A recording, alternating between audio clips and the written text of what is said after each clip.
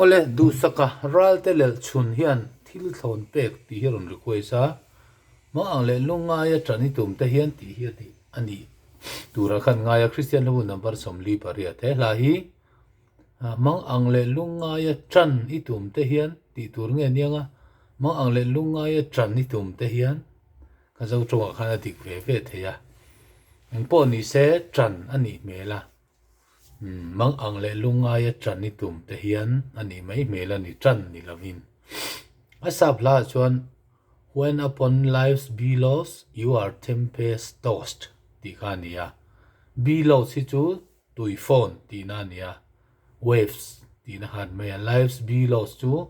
dam chung boi na tui phone dam chung boi na tui phone in a for vel lai che hian ti na niang chu when upon life's billows you are tempest tossed dam chung boi na tui phone thi pui rangin a for kol lai che hian ti na niang chu mang ang le lunga ya trani tum te hian kan sakna tur hi B flat ani mai nas chu mang ang le lunga ya trani tum te hian i pe don don a piang in lo har zok lang i pian tirata pathian til thon pek che amalin chia lama kiting e yang til thon pek mun ta kim chiar theu la patian in mi ring of trin ka malin chia la nang ma chan mai chu mak pi reng in mi fa potang a pet mitren khat hausa te chu i ton chuan i swa chat tuan thil pek tu chen mai vela sumin an lei thei lo thil chan fo hi mai tua bok la lo min in lo kha ta ni thil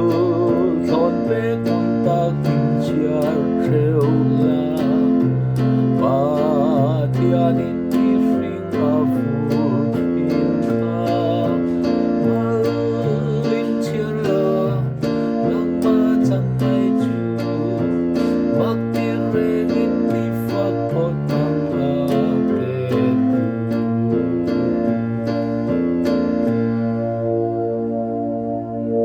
mak ti reng in mi fa potang a petu ti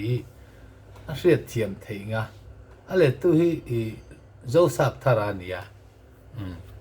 mi zo lo na na na chu ada thu sam che lo dewa mak ti reng in i fak nge yang ati na ni om takani mak ti reng in i fak nge yang a petu mak ti reng in i fak photang a petu chang thum na chau hin sale tiang tuna kan base ang splita dia ti mai hi a nuam zo khani in khom nan sak te pon K3P in khom ate pavala in khom ate ko ran me che in khom ate biak in khom Sunday school ate pon in vekang chu fre om na it sunga lo ten fo se la ka chat na turani chu ti in mai la rang kat sak tiang ling nan me an mang angin patian in til harin mi asyang tra tri til thon pek ta kim chiar treu la patian in mi fring a vur trin kha malin chia la nang ma chan mai chu